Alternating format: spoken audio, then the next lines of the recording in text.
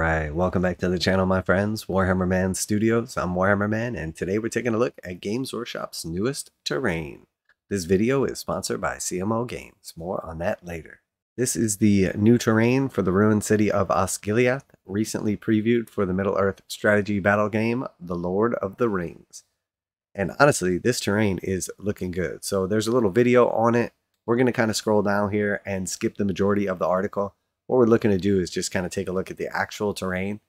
All right, so this is the first of the three sets right here, and this is the Osgiliath Mansion. So this is a pretty neat building right here, 2 stories with a little open deck.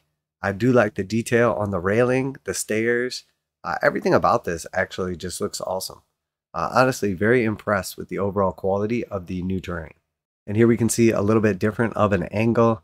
I really like the actual stonework and everything. It looks pretty well beat up. It's very intricate. I like all of the details around the windows, the little archer slots, the door. Honestly, this is some really nice stuff right here. Definitely impressed with the new Lord of the Rings terrain. And here's just one more look at the mansion. So the stonework, once again, underneath the elevated second level patio is just absolutely awesome. A big fan of the actual arches. I really like the detail on the railings. This is a really cool set, honestly. And you could tell that this would hold paint really nicely for not only washes, but dry brushes as well as airbrushing. So this looks like it's designed to accent any painting technique used on it. Very, very nice terrain. All right, and then next we have the Osgiliath Ruins. So once again, I like the footprint of these ruins. I like that they have the second level elevated. They do a good job with the actual damage done to it. You can see the wood planks underneath for the structure and then the stone on top of it. I'd be interested to see exactly what the measurements are of the stone blocking. It would be pretty cool if these were done in a scale where you could essentially play D&D on them as well. They look like they're going to be a little too small for that. But honestly, this is some really nice stuff. And it looks like there's actually just a little bit of a third level elevation where you could put an archer or something up there. Once again, the stonework looks awesome. The battle damage looks great as well. Really, really big fan of this. And that's that ruin set. And again, we see all of the detail in the actual stonework. Very, very cool. And then the actual door itself, once again, really nice. So I am definitely a big fan of this terrain. This is the Osgiliath Tower here as well. So this one is probably the least playable piece of the new terrain. Now it is pretty cool that they have the elevated area up here. I'm not sure how the rules actually work in Lord of the Rings for climbing the tower. Since you obviously can't play on the insides of it from what it looks like at least. Overall though, really nice detail and everything like that. I think this one is pretty cool. It's really tall, being 4 stories high as well.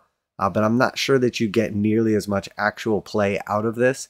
And then even if you do, I'm not sure how the magic works up to this level, or if you just have to have archers to shoot at them. Very cool that you have the ability to do the fully functional, nicely built tower as well as the pieces necessary to do the damage and everything like that. So I'm assuming you're going to end up with a decent amount of extra bits and everything from the set too.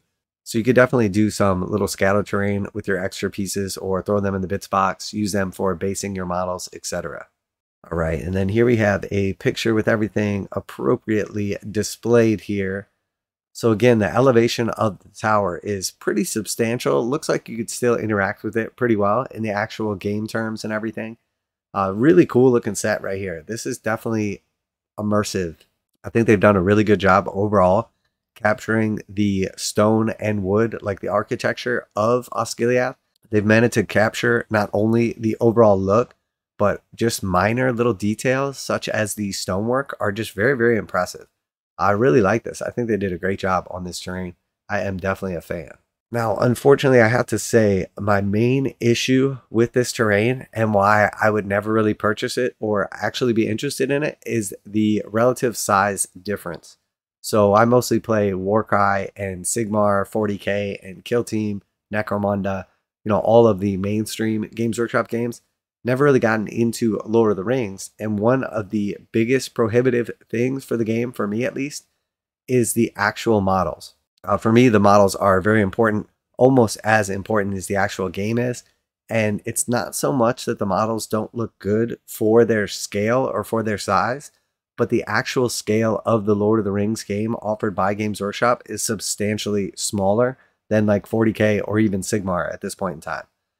And technically you could call them both the same scale, but the difference is the Warhammer games are like a heroic scale. If you take one of these regular models here on a 25mm base and you put them next to a 40mm base Stormcast Eternal or something like that, they just look absolutely massive. And to tell you the truth, you just really couldn't use those miniatures on this terrain because they're just going to look way too big. I do really like this terrain overall, and I like the look of it.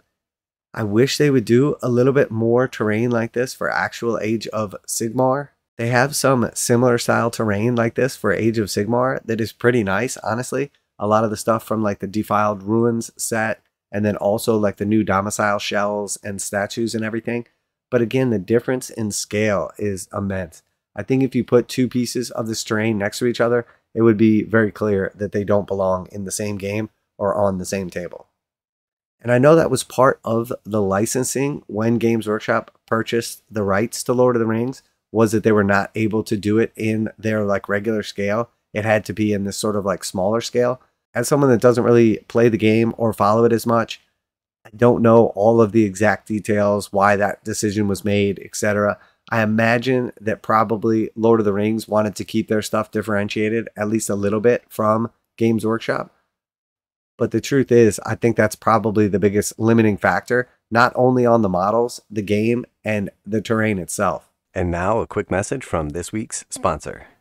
This video is sponsored by CMOgames.com, where you can get 15% off most Games Workshop pre-orders, and they go live right at midnight Saturday mornings.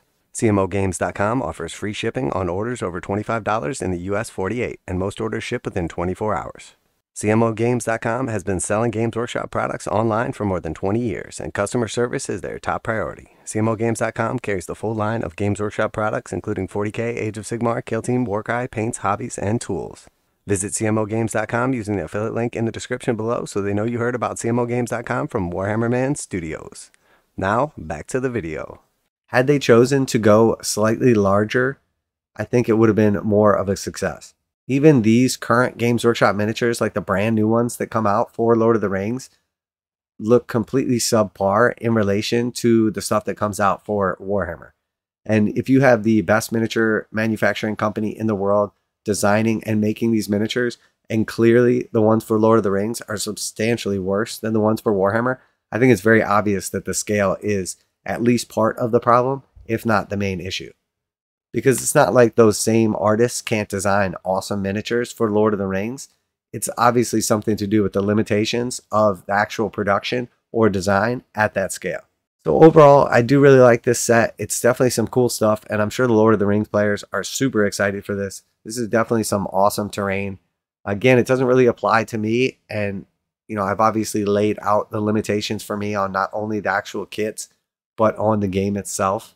I do find each component of this set, though, very well designed and really, really nice. I think this would be an absolute pleasure to paint, and it's the type of thing where you could pick up some of this stuff and have a very nice set of terrain painted up in literally a matter of hours. It looks like this stuff would take really nice to like some zenathal with a couple spray cans or an airbrush, or you could do a dry brush setup on this as well. Or if you wanted to get in there and actually pick out some of the phenomenal details, all the different textures and everything like that are wonderful. Definitely a big fan of this terrain, and if I was into Lord of the Rings, I would definitely be picking this stuff up. Let me know what you think of this terrain.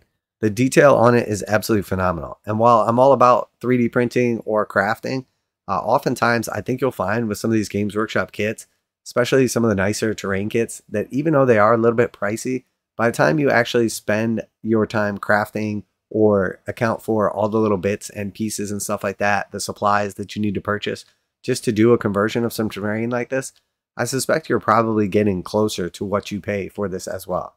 And obviously, if you were going to make some terrain for yourself, if you spent a long enough time, you could get something detailed like this, or if you use some 3D printed bits, etc.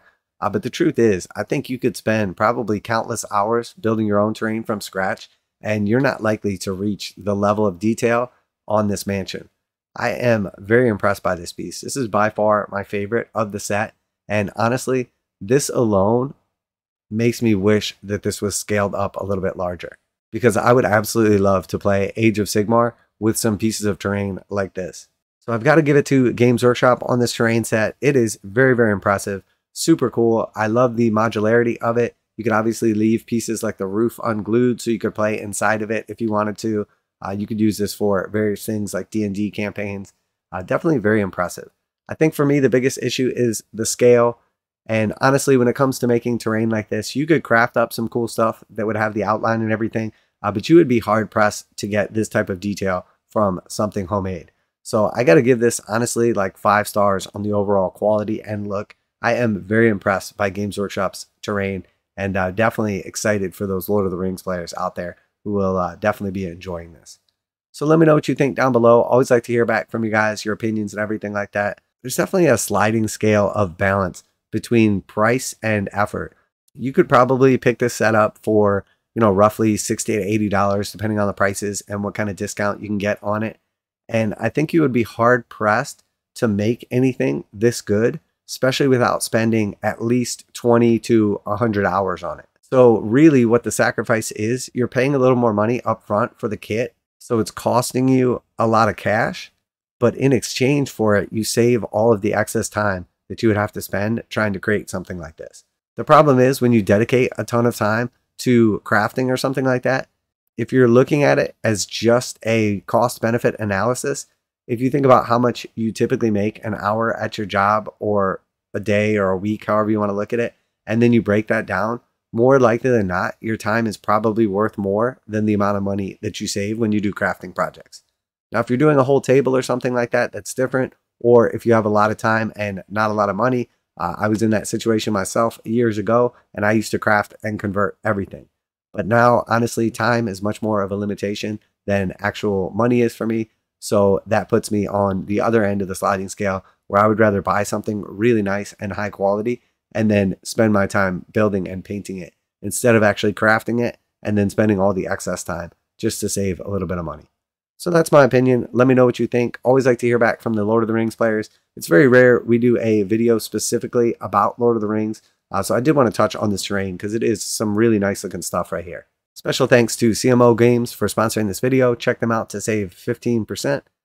That's it for today. Warhammer Man Studios. I'm Warhammer Man, and I am impressed by this mansion and the other stuff too, but mostly the mansion.